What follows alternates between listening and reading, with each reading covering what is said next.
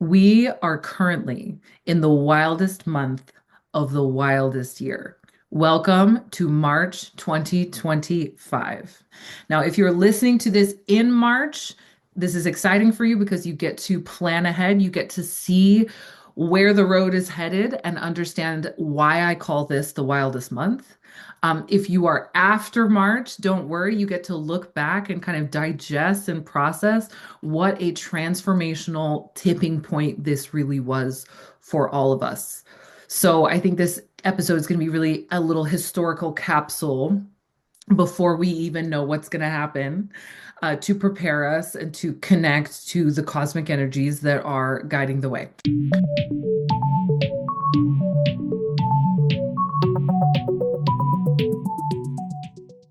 So I wanted to come on and do this episode because I've been talking a lot, in my forecast and in my communities about cosmic March madness. This is my phrase that I created. This is what I'm calling it. It is cosmic March madness.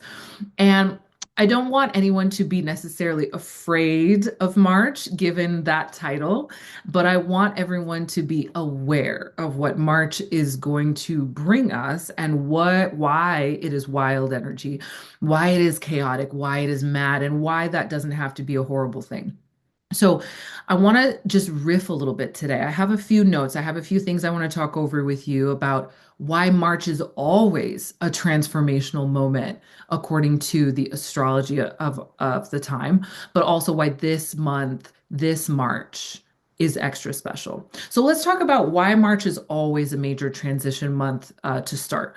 So every single year, March marks the end of the astrological year with Pisces season. Pisces is the last sign of the zodiac. It is a water sign. It is a mutable sign. It represents completion, wisdom, and endings, as well as all the things we know Pisces for: visionariness, dreamer, creative, very spiritually connected, all about love and kindness and oneness and the deeper or higher, you could say, connections that we have between each other and between realms as well. So highly spiritual, ruled by the planet Neptune. Pisces is that girl. Pisces is that sign that is thinking about the bigger picture. And I love that for us, for the end of the astrological year, that we're kind of looking back. We're looking outward. We're looking, from a higher perspective, thinking about what does this all really mean? What was this all for? And this happens every single year. So Pisces season starts roughly around, well, this year is like February 18th, 19th, and then finishes around March 20th. It could differ depending on time zones, right? And each year and all that. But that's roughly, the end of Feb to the end of March. That's Pisces season. And in March itself, so we're transitioning between the ending, the wisdom, that higher spiritual perspective, into Aries. So Aries, the beginning of Aries season, is marked by the spring equinox, which starts on March 20th, or the moment that the sun moves into Aries. And for that last, 10 days of March, we're in Aries season, the beginning of the astrological year, the beginning of everything. It's like this springtime feeling. It's this freshness. It's this innocence. It's this wide-eyed, anything is possible kind of energy. And it's this rebirth into the new year. Aries, as we know it, of course, is ruled by the planet Mars. It's all about action and passion and fighting and standing up for what you believe in. It's about not shying away from conflict. It's about knowing exactly what you want. It's about being mission oriented and prioritizing your own needs and desires. They say, one of my favorite astrologers of all time and a dear friend, Colin Bedell, says that you can't spell boundaries without Aries. And so when we know what we want, when we prioritize our own needs and desires, boundaries become simpler, boundaries become easier, boundaries become necessary. Because in order to get our mission accomplished, we can't be distracted by anything else. And we can't have other people kind of coming in and taking from us, right? So we got to have those strong boundaries. So that's just interesting for a moment for us to kind of look back at what March always represents. It always represents endings and beginnings. It always represents moving from winter to spring. It always represents moving from water, all about emotions and the heart, to fire, all about action and passion. It represents moving from wisdom and this big, greater knowledge about, what it's all about, to innocence, being open to discovery and open to seeing what is truly possible for us. Wow. Right? Wow. Like that's a lot. That's a lot for March to hold. If you're a March baby, it's not just an intensive transition because it's your birthday or your solar return. It's how it is for everyone. March is that moment, it's very, very interesting. I just popped into my head that I did some relationship trainings and master classes back in the day. And I remember looking at the statistics and people saying that, the majority of breakups happen in March. And I just put two and two together. It just clicked into my head actually as I was speaking. I was like, of course. And this is going to come into the themes I'm about to share with you for this March. Um, but it's not because it's 1 month after Valentine's Day. Like that was what I was told before I studied astrology, and it made sense, right? The psychology of it makes sense. Like you have a Valentine's Day that's disappointing, you realize some things, and you break up, right? A month after. But that's not the only reason. Absolutely, it makes sense that in this time period where you're going from endings to beginnings, you're reevaluating everything, right? From a Pisces point of view, you are reevaluating what is working and what's not working. And from an Aries point of view, you're ready to take action. You're ready to lay down the boundaries and to say, no, this is what I deserve, right? So it makes sense a lot of breakups happen in March. Okay, so I just did the mind-blowing mime for those of you who aren't watching the video. Oh, I love this stuff. I love it when astrology is so literal, right? It's so fascinating and so, I think, validating to understand why and when and how all of this is happening. Okay, so let's get into what's special about this March. So this March, we have a lot going on, y'all. We, we really have a lot going on, and I have to make a plug here for if you want to kind of dive into the depth and the specifics of dates and transits and degrees and planets and all of these things. I highly recommend that you read this week. So this is the March 3rd to 10th edition of my weekly newsletter. Go and subscribe to my Substack. That's for my paid Substack subscribers, $8 a month. You will get the 6 primary dates and what's happening this year. If you want to go the next level down, you want some visuals, some context, some more in-depth analysis, go and purchase my forecast, 2025 forecast for $11. And if you really want to do it with a community and you're listening to this at the right time and you're like, I want to really, kind of weather this cosmic weather with people and I want to understand and I want to learn more, join our Constellation Community membership. That is the place to be. We talk about all the transits in depth and you get the calendar and you get to a masterclass that teaches you all about how to read transits, all the goodies. Okay, so there's 3 different levels that you can go to. I'm going to give you the highest level now. I'm going to give you the big picture themes of what we're going through and a few key things to look out for this month and to think about.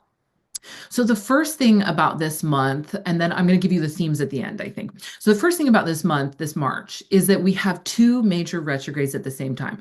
Now we have Venus and Mercury going retrograde. We don't have Venus retrograde all the time. This is not like a constant normal thing. Like normally we have 3 Mercury retrogrades every year, sometimes 4.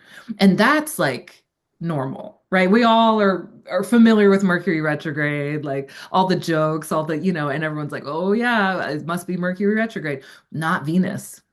Venus doesn't happen all the time. And so having these 2 personal planets which just means they're closer to us. They have more of an intensive kind of personal effect on our lives. To have these two personal planets retrograde at the same time in the same signs, in the same degrees. Ooh, that's major. That's something to pay attention to. Venus is the planet of love and also of money. Don't forget that. A lot of times we think of Venus as the planet only of love. But if you're doing deep money work using astrology, you can't ignore Venus because Venus is all about receiving, right? So what do we want when we think about money? It's not only about giving, it's also about receiving. So we're working with Venus being retrograde, which means we got to slow down. And there are some really important things that we got to review right now. Venus is retrograde now, currently, for the entire month of March. Mercury goes retrograde soon, the day after the first eclipse, in the middle of March. And it's going to be retrograde for 3 weeks in the same degrees, in the same signs as Venus. And so if you want to like map where this is happening in your chart, I'll give you a little tip right now. Look at where you have Aries 9 degrees going back to Pisces 24, 26 degrees. That's the exact spot that's being activated by these retrogrades. So if you know anything about astrology, you can look at what house that's in your chart and then what themes those houses govern. And so you know that's the place that's being disrupted for you. That's the place where you need to slow down, not be taking a ton of action, but you need to be doing some behind the scenes admin cleanup work. There's some stuff that is potentially out of alignment for you that you gotta like clear out and get back into alignment. So that's really, really key. Okay. So we have Venus and Mercury retrograde at the same time, very disruptive. People don't like retrogrades. Why don't they like retrogrades? I think I'll probably do a whole other podcast just on retrogrades coming soon. Subscribe, like, follow for more, all the things. The reason that people don't like retrogrades is because we're human and we like progress and we like to move forward and we like to do things and we like to see results happen. And then a retrograde will come along and it says, you know what? In order for you to move faster, you actually need to slow down right now. And that's completely counterintuitive to what we want. We don't want to slow down. We want to go faster. We're impatient, right? We're little babies. Like, like mine, I want it now. Like we want that instant gratification. And in fact, more so now than ever before because our attention span is so, short. So, yeah, that's why retrogrades can be more disruptive the more impatient you are. So we got to breathe. We all got to get our meditation app out this month, and we got to allow ourselves to slow down and appreciate and be open to what's truly happening and what messages we are receiving so that we can be doing that little behind the scenes work. I don't say little, it's actually quite deep behind the scenes work that we need to be doing this month. Okay, we can't talk about March now without talking about the eclipses. I mean, the eclipses are massive. Eclipses happen every 6 months, by the way. So I want you to know that eclipses are not, like a rare thing. No, they happen every 6 months connected to the placement of the nodes. By the way, if you want to learn more about the nodes and how to work with your north and south node, maybe you have a Pisces north node, Virgo south node, or reverse. So this means you're either in your nodal return or your nodal reversal right now for 18 months. Go and purchase my True North course. It's on my website. I just tidied up my whole website and all of my courses and everything. So everything is beautiful and up to date. And that's only $33. So you can go and learn about how to work with your cosmic growth path and your nodes. But the eclipses happen on the nodes. And so we are about to have a Virgo eclipse and an Aries eclipse that are major. And so we're going to have to do some letting go with this Virgo eclipse. It's some deeper kind of karmic clearing out work. And then the North Node eclipse is like shaking things up, making sure we're heading in the right direction. With eclipses, these are times of uncertainty. These are times of change. These are times of, what's the word? Shaking the foundations. And of course, we don't like shaking the foundations, just like we don't like retrogrades because we want everything to be predictable. And then eclipse season comes along and it's unpredictable. And we don't like that. But what do we do when things are unpredictable? We have to learn to adapt. We have to learn to be flexible. We have to learn to roll with the punches. And I'll give you a little nugget for each of the eclipses. The eclipse in Virgo on March 14th, depending on your time zone, it might be March 13th. You need to let go of perfectionism and let go of being really critical of yourself and others. Who feels called out there? Who feels like, ooh, that's me? Who feels like that, right? All of us are super critical of ourselves and others, unless we are uh, psychopaths. So, and that's a very small percentage of the population. I don't think they listen to my podcast. So we are all hypercritical of each other, of ourselves, and often other people. So we've really got to tap into the compassion that the North Node in Pisces is bringing for us. So then with the second eclipse, March 29th in Aries, it's really about our beliefs and what we believe and what we are um our frame and how we're looking at the world and how that's changing our direction. So we have to shake that up and say, are we actually in alignment? Are our actions in alignment with our beliefs and where we're going? Is this right? Or is there something that needs to be shaken up? I mean, if I can speak frankly with you, and I know I can, I think a lot of people's beliefs are being very shaken up right now. People's beliefs about who their neighbors are, people's beliefs about what does and doesn't apply to them politically, culturally, legally, people's beliefs about, what is and isn't good for society, people's beliefs about the role of government, people's beliefs about the time that we live in. It's terrifying and saddening and also fascinating. But I have a lot of hope in humanity. And I believe that we are sent years like 2025, which is an absolutely crazy, once in a lifetime, once in a millennia astrology year, because things need to be shaken up. And because we need to recognize how we are all connected, and we need to recognize how we have to take care of each other and that the community is important, right? So much to say about this. Okay, so these eclipses are going to be powerful. We also have Lilith changing signs. We also have Neptune changing signs. This is a big month. Like I said, if you want to get into the nitty-gritty details of all of these dates and these things that I'm talking about, absolutely go and pick up my 2025 forecast. Look at the Substack article that I mentioned earlier and listen to it. It's a 22-minute audio where I go a little bit more into depth on some of these things, or join our Constellation membership where you can really dive in and learn about how all of this applies to you too. But I want to give you the themes now. I want to talk about, okay, the major themes of March. So what does this all mean? How can we look at it all together? Because it's, when you have so much coming at you and so many transits at once, it's kind of hard to pin them down. It's like, do I work with the March 14th eclipse or do I work with the March 15th Mercury retrograde starting? Like, which one? Oh my God, it's all happening at once, right? So we want to step back and look at the major themes. So the first major theme is relationships, and the second major theme is resources. So easy to remember, right? I love a little alliteration. Yes. Cosmic Queen. Yes. Relationships and resources. These are the themes that we're working with for March 2025, relationships and resources. We are being asked to clarify, to reset, to review, to align with the relationships that we want and the resources that we are ready to receive in terms of how we receive them and also how we use them, right? Those are the major themes. So if those are areas in your life where you feel like things have been a little bit, if those are areas in your life where you feel like, oh, you know what, I really need to hone in. I need to be clear with myself about what I'm willing to accept and what I'm not. I need to be clear with other people with my boundaries. I need to be, more in integrity with my actions fitting my desires and my actions fitting what I put on my vision board at the beginning of the year, right? then this is your month to do that. There will be things coming to an end. There will be things coming to a close, absolutely.